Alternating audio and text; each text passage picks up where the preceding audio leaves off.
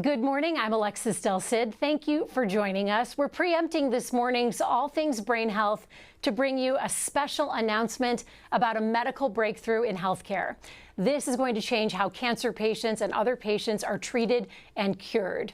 We've assembled a distinguished panel of experts to explain what's happening and how it impacts the region. Then we'll do a deeper dive into the medical science, and we'll also meet a patient.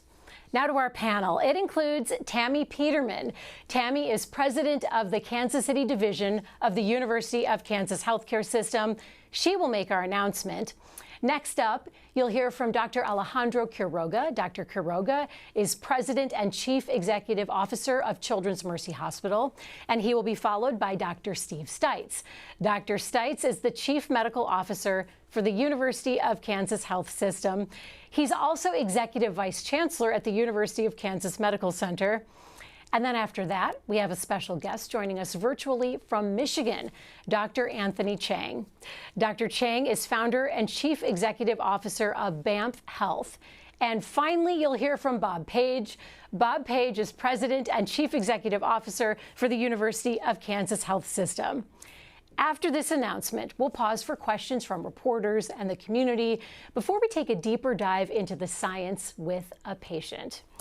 Okay, Tammy, it's time to share the good news. Are you ready? Absolutely. Let's do it. You know, we are so excited to really announce the first of its kind collaboration between the University of Kansas Health System, the University of Kansas Medical Center, Children's Mercy Hospital, and BAMF Health to develop a fully integrated destination theranostic research and treatment center.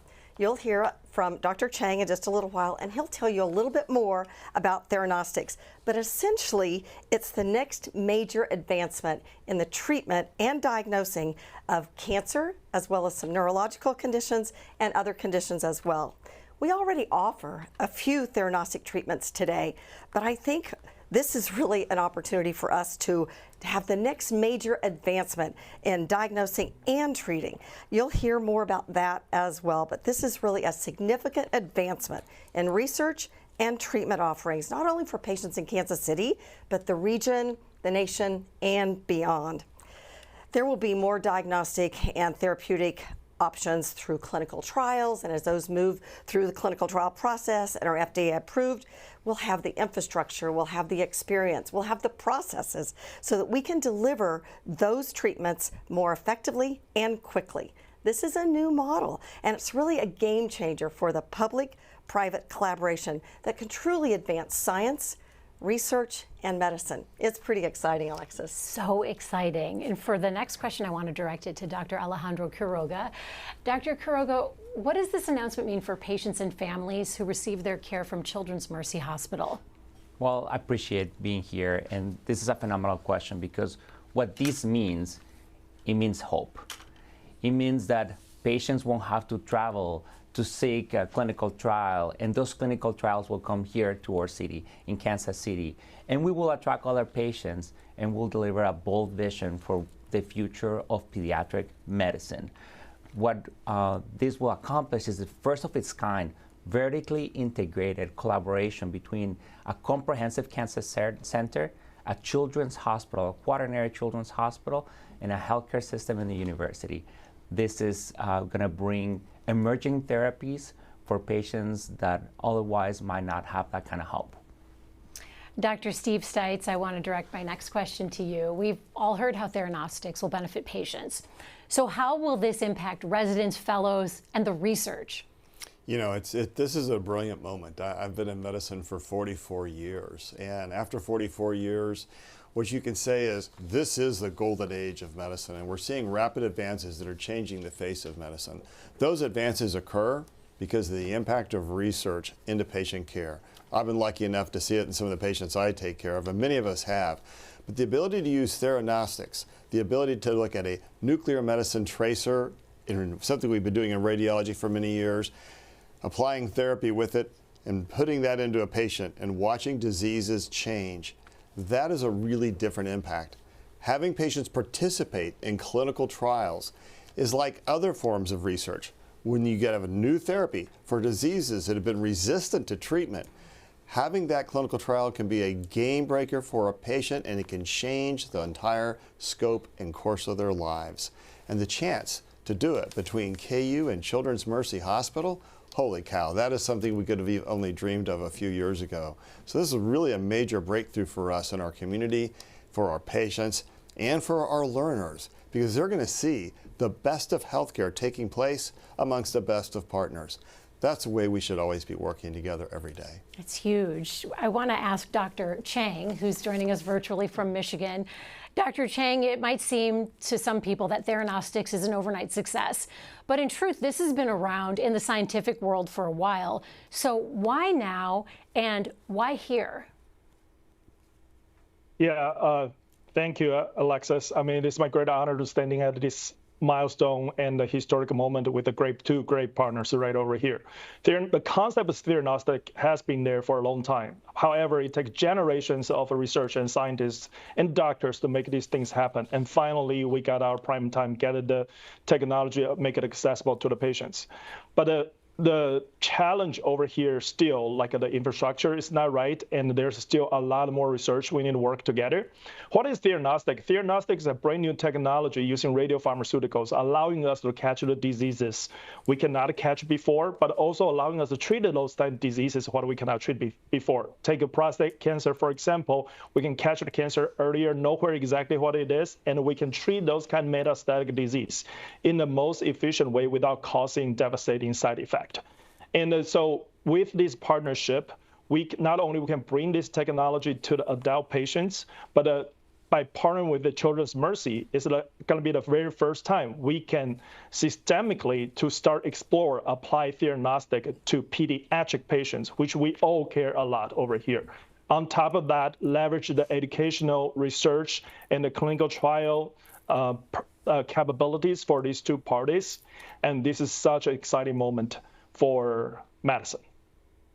Dr. Chang, what does it take to bring this kind of therapy to this region here in the Kansas City area? Yeah, it is going to take the team, and this is a true multidisciplinary effort. But the most important part is we need to build the right infrastructure first. Technology is there, proof there's a scientific values, but how to scale it up, how to scale it fast, how to scale it safely, how to scale it efficiently, and how can we conduct clinical trial and research efficiently to bring the most advanced evidence-based treatment to the patient as soon as possible. That's what we're building over here. So BAMF leverages the strength on how to design, build, and operate this kind of a facility efficiently, and leveraging the strength and expertise from University of Kansas and the Children's Mercy. This will be a dream team over here, allowing us to really release the power of Theranostics. Bob, I love that he said dream team. I do too. That was awesome. It's fantastic. So our focus is always on the patient. It is. We've heard thank you, Dr. Chang. We've heard such promising news this morning on that front. So Bob, what will bringing Theranostics to the region mean beyond patient care? Well, one of the things that I think we've been focused on here is to how to make Kansas City a destination for healthcare and for research. I think we've done that. Our two organizations have been very successful in drawing patients nationally and internationally. This is going to allow us to continue that journey. What we're going to do now is not only have patients stay local, which is great, but we're going to have patients coming to Kansas City for this treatment. So I think what we've done, I mean, if you think about what's going on in Kansas City, the transformation in Kansas City has been phenomenal.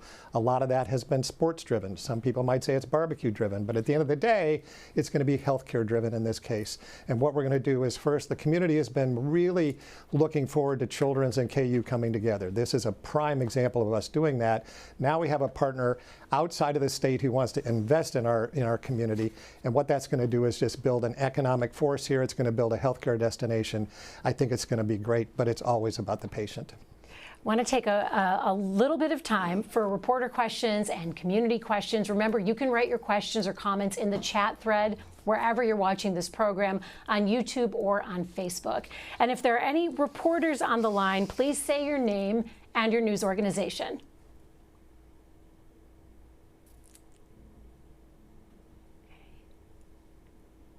Okay, we're going to move on to community questions right now, and we've got a great one from Gail. Gail wants to know, how did you come to partner with Children's Mercy, and how did this specific collaboration happen? Bob, you want to take that? Sure. I mean, we've had the opportunity to, since Ali's come to town, we have had more productive conversations with children in the last year than we've had in a long time. And that's not a criticism. That's just sometimes it takes a change for us to be able to come together. We've got common vision. We've got common goals. How can you bring two superstar organizations together with one common purpose? And that's to do the best we can for the patients who need the care, and also to bring our research partner into this, because what we know is that it's the combination of research and clinical care that's going to put us on the map. Tony has a great question. I'll direct this to Dr. Stites. Tony wants to know, why partner with BAMF? Well, you know, BAMF has expertise that no one else in the world has, and I think that's really the key reason. And for us, and I think Bob mentioned this concept of developing Kansas City into a destination healthcare takes both research and great clinical medicine. The ability to partner with Children's Mercy, we've had collaborations in the past in cancer and other programs, but this is different. Doing that with a public-private partnership or collaboration in this situation with BAMF is a really great opportunity. And BAMF has shown that ability. They've shown the interest in bringing research and clinical medicine together to do better things for patients. That is an outstanding opportunity. BAMF is the worldwide leader in theranostics. For them to want to partner with us, awesome. Oh, you heard Dr. Chang say the dream team. Yeah, that's it. The dream team. Angie has a question about timetable. Angie wants to know, what is the timetable for this happening? Who wants to take that question? You can. So obviously this is a very sophisticated collaboration. There are 4 parties at the table, and there's new technology. So the best answer that we can give you right now is not soon enough, but hopefully soon. And don't you think, one of the things that we always say is, it'll take as long as it needs to take to do it well, to do it right. And I think that's what we'll do. And we have the right people around the table to move that timeline forward. As you said, we want to do it as quickly as we can, but we'll always do it right. Well said, Tommy. Dr. Quiroga, I have one more question for you. Carla wants to know, is this available for children right now? If not, when would it be? So that is what's beautiful about this partnership. Right now, there are not any current clinical indications that are FDA approved for theranostics as a therapy. And what we are trying to build here, what we will build here, is the capability to bring those clinical trials that will bring hope to the kids of Kansas City.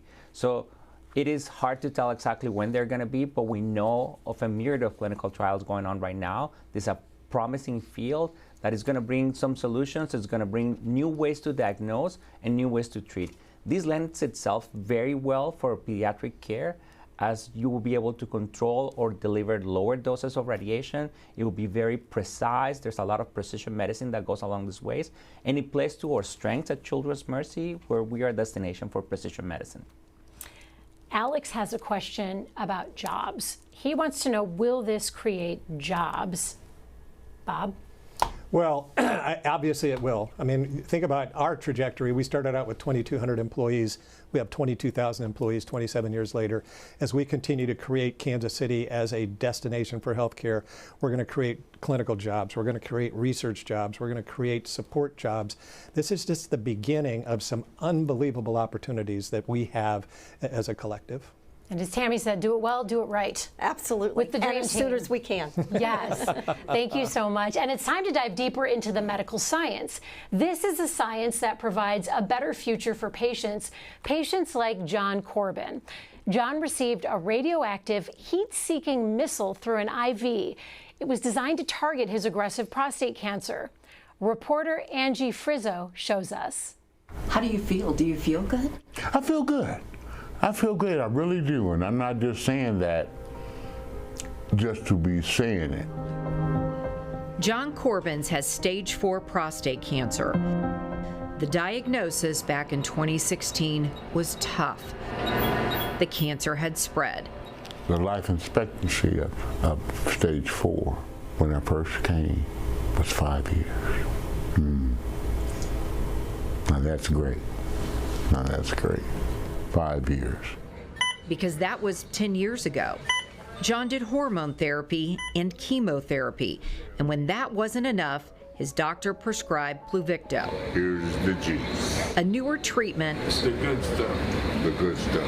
That's considered a theranostic. I talk about this as a heat-seeking missile. So that allows us to safely treat a bigger area in a way, cancer that has spanned a bigger area without radiating the entire area through and through, or doing, focused beams of radiation to many places, because that really wouldn't be safe or feasible. Theranostics is where therapy and diagnostics come together. First, doctors find your disease, then treat that specific target. It's mostly being used for cancer, but the possibilities are endless. There's hope for heart disease and neurological conditions like Alzheimer's and Parkinson's. Theranostics is being studied for applications in arthritis and infectious diseases. It might even be used in transplants, detecting early organ rejection and guiding localized therapies. All of this is exciting for doctors and researchers, but the bottom line is what it means for patients. I always teased and called it super juice because it was a blessing. That's all over? John understands he received cutting-edge treatment, but describes it a bit differently. To me, it's like a video game. Like you get so many points, you get extended game. And Pavictor was like giving me extra credit and giving me extended time in this thing called life. John shared a few recent photos with us. Some plants, a watermelon, and sweet potato pie. This may not look like much, but to John, these are everything. I still work in the yard. I have a garden every summer. I still like to cook. That's one of my passions. And I think it all, with the blessings of our Savior and Pavictor, I think I'm doing pretty good. His doctor agrees. He did all the cooking. He's an incredible cook. He would never brag on himself, but he's an incredible cook, and he feels well enough to do that, and has cancer that's well controlled without any real symptoms at all right now. And most importantly, he's here for these memories that he's making.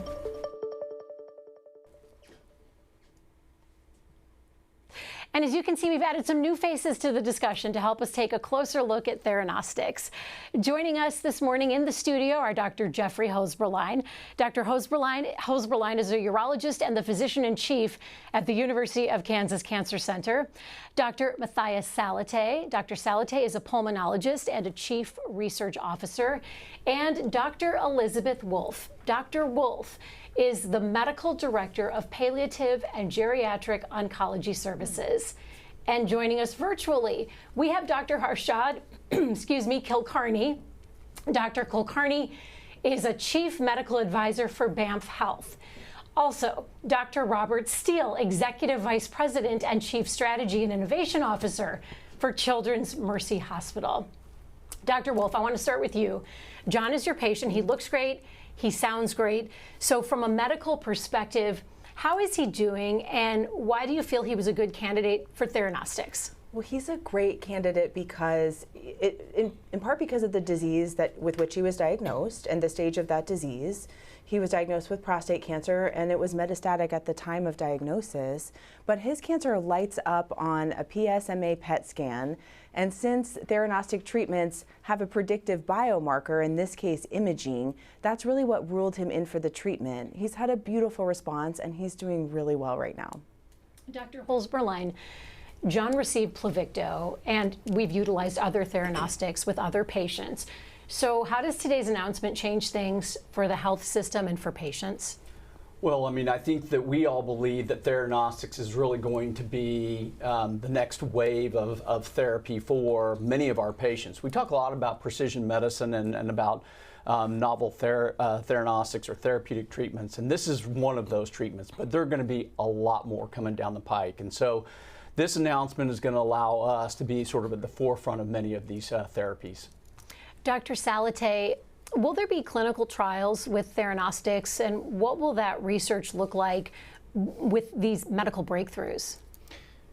So there will be a ton of clinical trials because there are only a few FDA-approved therapies currently, and you just heard from the two speakers that there was a patient with prostate cancer. But it's not only in cancer, it's in other diseases. So if you look at this, it's almost like a tsunami. There's a large number of clinical trials coming down the pike, and this initiative will actually give us the opportunity to participate in these clinical trials. When you think about diagnostics, you need these radiopharmaceuticals or these radioligands to have a very short half-life. You know, you want to detect something, you don't want them to stay around. For this, you need to have the ability to actually produce these kinds of radioligands at the location where you do these clinical trials. This is a huge progress for the region and for the people around here. And these clinical trials will hopefully, you know, you never know, but hopefully lead to many, many more diagnostic and therapies that we don't have today for any of these patients. When we hear the description of Theranostics, it's fascinating. Dr. Holzberlein, it's been described as a drone with GPS, a heat-seeking missile. Another analogy is that it's a beacon that finds the disease and then carries that radioactive payload. How do you describe Theranostics to patients, and what excites you most about it? Yeah, I mean, I do think sometimes it's difficult to describe Theranostics, and Dr. Wolf described it a little bit, but I think most simply, everybody's probably familiar with a PET scan. So a PET scan is a scan that really helps us detect cancer cells, any kind of cancer cells, pretty much anywhere in the body. Now think about a scan that can detect a specific or certain type of cancer in the body. And once you're able to image it or detect it, then you can attach a molecule that can also treat it. And that's really how I sort of describe Theranostics. Dr. Wolf, we saw how John received his Theranostics. It was through an IV. That seems simple, but what do patients have to do to prepare for the treatment? And are there any special instructions before or after? Well, the biggest challenges of the theranostic treatment that John received are really afterwards. There isn't a lot that needs to be done to prepare, except that patients need to prepare to have some time to themselves and space to themselves afterwards in order to protect their loved ones from accidental radiation exposure. So that's the biggest challenge, is logistics, even more than any side effects, or the logistics afterwards, with having a separate bathroom for a few days. And for many of my patients, it's having to make the hard decision to stay away from their children or their grandchildren or their spouse or partner for a few days, just so that we don't expose them. Along those lines, Dr. Kulkarni, Theranostics is considered nuclear medicine. It involves radiation delivered directly into the body. So the words nuclear and radiation can connotate something dangerous to people without medical backgrounds. What would you tell patients who have concerns about there possibly being a downside? Well, all in all, radiation therapy, has been there for several years, and it's at the end of the day delivering the treatment safely. So I mean, the science is really strong, but if you want to scale the Theranostics, it really means building the right infrastructure, and radiation safety definitely forms at the core of that. So you need to have, every center must really protect the patients, the caregivers, and the staff, because to have a radiation facility which is able to provide this treatment safely is really the whole concept what we are developing with this partnership. Question about pediatric patients, and for this we'll go to Dr. Steele. When it comes to Theranostics in pediatric patients, who benefits this? What types of patients? And then how do you explain this to parents? Sure. Well, I think it was mentioned before, pediatrics, the treatment, diagnosis and treatment using Theranostics is a little further behind than it is on the adult side. And that's pretty common in medicine. You often will see these types of technologies emerge in the adult population and then follow up with pediatrics. And there's a good reason for that. We like to say over here at Children's Mercy is that, kids are not little adults. And so the diseases are different, the dosing is different, but what is the same is the science and also the precision at which these diagnostics and therapeutics can be delivered. And that's what is fantastic, particularly in the pediatric population, is that when we're talking about delivering therapy, I think it was demonstrated in John's story, the medicine has evolved from giving medicines that you give to the entire body, hoping to affect just one portion, which is, in his case, the cancer cells. Mm-hmm. And technology has gotten better and better at getting that narrow and narrow. This now is precision medicine at the cellular level. So I think all the analogies about whether it's a drone or whether it's a heat-seeking missile is exactly the same in pediatrics, and that's how we would explain it to both patients and their families. But the beauty of it is that it's very precise. Right, and that's the best way really to explain it. If you're someone without a medical background, that makes sense. Everyone can envision that. So Dr. Kulkarni, when it comes to diagnostic issues, what does the diagnostic use of Theranostics look like?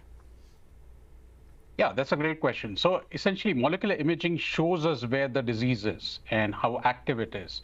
And we use this information then to treat using radiopharmaceutical therapy. So I would again use the analogy of imaging as the GPS, and the delivery vehicle is the therapy. So without precise imaging, the treatment would be just a guesswork. But with the precise imaging, you make the treatment more targeted, more personalized, and safer. One more thing which I would really like to add is Theranostics isn't just about the therapy. It starts with the imaging to understand the disease. Just to give you a couple of examples, in Alzheimer's disease, for example, we use the amyloid PET or tau PET to really pinpoint the disease activity. And once we see it, we guide that particular right treatment, like antibodies. So it doesn't have to be a radioactive treatment. So essentially, Theranostics and imaging, which is an integral part of Theranostics, leads us towards precision medicine. So it's right patient, right treatment at the right time. How is it administered, Dr. Kulkarni, and then what happens after it's administered? So are you talking about the molecular imaging or the radiopharmaceutical therapy? Well, the principle is the same. So it involves an IV injection, and depending on what that radioactive isotope attached to the molecule is. If it is a diagnostic radionuclide, then that particular drug as a whole is used to image using positron emission tomography, or PET scan, as Dr. Holsby-Aline talked about, or a SPECT scan. And if that particular radioisotope is a drone, then it goes inside and specifically bombards the tumor and spares the healthy normal tissue. Dr. Steele, Theranostics, we know it's not magic. Seems like it to those of us where you save lives, the lives of our family members, but it takes a team of specialists, including nuclear medicine physicians, technologists, radiopharmacists, radiochemists, physicists, sometimes dosimetrists, that all work alongside the oncologists and the nursing staff. How does partnering with the University of Kansas Cancer Center and the health system ensure that everyone from pediatric to adult patients receive this care? Yeah, so Alexis, I think in your question, you've just outlined the challenge that we have. We've got brilliant scientists over at KU, brilliant scientists at Children's Mercy. They've worked together in the past and will continue to do so on the research side. But when it comes to actually delivering the diagnostics, delivering the therapeutics going forward, this is very specialized medicine. And it's not like these folks are just hanging out on the street all the time. You have to recruit and retain those folks. And this partnership is so strong and offers such a significant difference across the country that we believe that our recruitment capabilities will be even greater. And so when we can bring those folks together, we can share those resources. We can share the brilliance of those that are coming into Kansas City to help us develop and grow that capability. So it really is that partnership that allows us to bring the expertise into Kansas City that builds upon what we already have. And Dr. Kulkarni, from your perspective, what do you think the biggest challenges are for Theranostics? Yeah, as I said previously, I think it's really about the infrastructure. So you need specialized teams, you need imaging facilities, you need stable isotope supply, and crucially, at the core is really the radiation safety. So once the challenge isn't really if it works or not, but really it's scaling responsibly with the safety at the core. So once we do that, it's going to benefit the patients for decades. Dr. Salate, what would you say are the biggest opportunities with this? Well, I think it's the precision of how you deliver therapy and how you diagnose disease. This is unprecedented, right? The heat-seeking missile is one of them, laser-guided missiles or whatever. It's a target that you specifically go for. And this is so precise that is a change in how we think about diagnosis and how we think about therapies. And it's not only cancer, it was said. There are multiple other diseases that are now explored to look for specifically targeting a disease. So instead of using sort of the sledgehammer approach, it is a very precise location that you do that. And like metastatic disease in cancer, you can target all of these specifically and don't have to use the sledgehammer approach. That's a huge opportunity. And hopefully in 5 to 10 years, we know how much of an opportunity that was. And I'm expecting it is actually a huge paradigm shift in therapy and diagnosis that we're thinking about currently. And like you said, Dr. Kulkarni even mentioned Alzheimer's in one of his answers. And cardiovascular disease, etc. We're just at the beginning.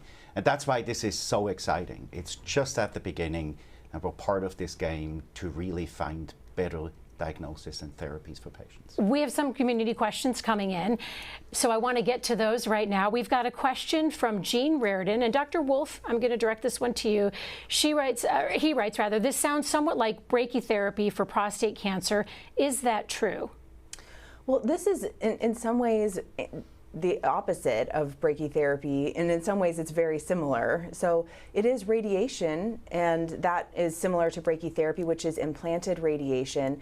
But rather than implanting it, physically implanting radioactive seeds or using other ways that radiation is implanted into tissues, this is something that is administered systemically, but then finds its way to the places where it needs to help. So it's related, but still diverges from that a bit. Jeremy Yenser has a question, and Dr. Holzberlein, I'll direct this one to you. Jeremy wants to know if you could give us an example of Theranostics in action. Well, we had the patient on of Dr. Wolf's earlier where we had somebody who has prostate cancer. They've had multiple different treatments, but yet the cancer has continued to progress and has spread to other locations in the body. The ability of our other medications or treatments to control that disease starts to reach its sort of end. And this, in this instance, where we can actually target a specific molecule that is on the surface of prostate cancer cells, allows us to administer this medicine. And again, this medicine is called Pluvicto, and it goes directly to those prostate cancer cells that express that molecule and then kills those cancer cells. So that's an example of where we can take a patient who's kind of quit responding to many other medications or treatments that we have and can continue to treat that patient effectively. And as I think he said, as the patient said, he can continue to enjoy his activities and things with his family and other things in life. We have a great question from the media coming in. It's also a long question. So buckle up, because he's directing it to the whole panel. Damian Doherty, the editor-in-chief of Inside Precision Medicine, writes this. Amazing work, folks, and important to see this important partnership in spearheading the use of Theranostics. Does your panel of experts feel the regulatory landscape is ready for prime time, given the complexity of the duality of the approach, in particular as we progress into new therapeutic areas? And does the panel anticipate any reimbursement challenges? Okay, I'm going to start right now out with Dr. Steele. Do you feel that the regulatory landscape is ready for this? Yeah, so I'll start, and I'll ask Dr. Kulkarni actually to jump in too, because he probably has more expertise. Anytime we're talking about any therapeutic that, particularly when we're talking about radiation, there's going to be significant regulatory challenges for that. Thankfully, as has been stated with the panel before, Theranostics is not an entirely new capability. I mean, we're doing PET scans now and those types of things. So some of that regulatory infrastructure is already there. Do I anticipate there'll be more? Yes, I think that there will be more, and I'll pass that to Dr. Kulkarni to give us a little bit more from his crystal ball. But I would say we've got to jump on it as it stands now. Certainly. I mean, I wouldn't really agree more. So it's regulatory, reimbursement and regulatory challenges is an important challenge. But to have to really make sure that we have everything else in place is also extremely important, number one. And number two is, for such a promising technology and precision medicine, the regulatory authorities would have to definitely buckle up. And I definitely foresee that in the coming years, the regulatory authorities are going to really up their ante in terms of approval of these extremely valuable and extremely targeted drugs, as well as it's at the end of the day, it's about the all boats rise. For the second part of that question, Dr. Salateh, I'll ask you. Damien also wants to know, do you anticipate reimbursement challenges? Well, any new therapy has a potential for challenges in terms of reimbursement. But I believe when you look at the success and how you can move precision medicine forward, there is a broad belief that these not regulatory, but reimbursement challenges will be addressed as well. So I don't think this is that much different from any other new therapy that comes down the market. And the clinical trials will tell you how much better we can address these kinds of diseases that we have a hard time to address right now. And if it's positive, which we all expect it to be, then the reimbursement will follow. I have no doubts about that.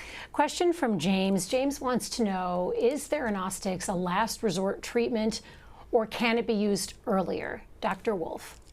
Well, so as of now, so every treatment needs to be used in the setting in which it has demonstrated benefit. So right now, something like lutetium-177 PSMA-617, aka Pluvicto, is demonstrated to have clear benefit for patients with metastatic prostate cancer. However, trials are looking at earlier opportunities for that to help patients and we don't know. I think it's possible this will even be able to eradicate cancer. We have an example of this for thyroid cancer. It's a related idea in which patients who have aggressive thyroid cancers that are resected surgically can receive radioactive iodine. So we know that it's possible to use a treatment like this with curative intent. We haven't demonstrated it with the current agents that are really the ones we've been talking about today, but I think we're going to get there. Dr. Kulkarni, David wants to know, how long does the treatment process take? Is it one infusion or is it multiple visits? So essentially, one treatment at a time is a single infusion, but typically these treatments, because it is a systemically delivered radiation to the multiple tumors within the body, so typically they are repeated. So taking the example of the previous drug, which Dr. Wolf talked about, Pluvicto, so that is approved for up to 6 treatments and given typically every 6 to 8 weeks. So it's essentially what we are saying is the radiation. We also talked about the radiation safety earlier. So it's not about delivering all the radiation at one time, but you fractionate it over a long period of time. That not only makes it safe, and B, it also makes sure that the tumors which are remaining are taken care of in the subsequent treatments. So the whole concept of Theranostics would involve multiple infusions and when required. We have a great question from Chris. Chris wants to know, how can someone find out if Theranostics is a good option? And then how do you get a second opinion at the Cancer Center? Dr. Holzberlein? Yeah, as the second opinion representative for the Cancer Center, so obviously getting in touch with our Cancer Center, we would be happy to offer a second opinion. For both of the current clinically approved treatments, we do offer both of those. So one would be neuroendocrine tumors of the pancreas with Lutathera, and for metastatic prostate cancer with Pluvicto. Those are both things that our clinicians are delivering and are very comfortable and knowledgeable about. So please, if those are someone that you know, please contact our Cancer Center. We'd be happy to have you see one of our providers. But in addition, we would encourage you to seek a second opinion in other malignancies, particularly as we open clinical trials in that realm.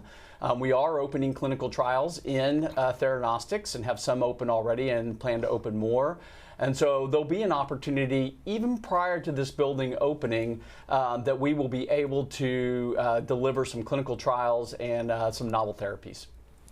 Thank you so much for joining this discussion. I would love to bring back the whole panel for some takeaways today and ask you all, what's the main thing you want our viewers to know? Dr. Kulkarni, I'll start with you. Certainly. Well, I would like to say that Theranostics really represents medicine becoming more intelligent and precise. It's really offering that value-based precision care. And we are moving from treating diseases broadly to treating actually the individual. So for patients, it is fewer blind trials, more informed care. For healthcare systems, it's better outcomes with smarter resources. So the future of medicine is here, and Theranostics is really leading the way. Dr. Steele, what would you want our viewers to take away from this conversation? Well, I was trying to come up with something that referenced the Dream Team, as was in the previous segment. I couldn't come up with any of that, but I will say this. This is a very strong and unique partnership between the University of Kansas Health Center, the health system, the medical center, Children's Mercy, BAMF, and that kind of strong and unique partnership brings strong and unique therapeutics, strong and unique diagnostics, and ultimately better outcomes for the patients, which is why we're all here. So I really can't overstate it. I mean, it is really a unique partnership that is going to bring expertise to Kansas City and the region that has never been seen before, and we're super excited about it. Dr. Wolf, what an incredible time to be a doctor. It is. I mean, the concept of the magic bullet dates back to 1907, and to get from there, which is this concept, this deep desire of all of these scientists' hearts to have an option to seek out illness, either infection or cancer, and destroy it, has taken, again, generations of scientists to make incremental change to get us here. And now more than ever, we have capability, we have person power, and we have resources to help further this science and bring you, any of you, what all the outcomes that we want you to have. We're here to help you.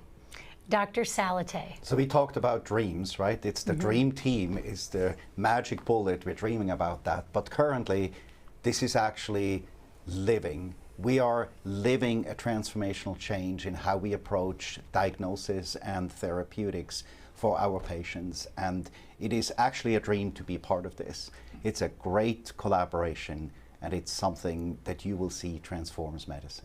Dr. Holzberlein, how do you follow all that? Well, I'm just going to fall back on our goal, which is to become a destination cancer center and a destination healthcare center.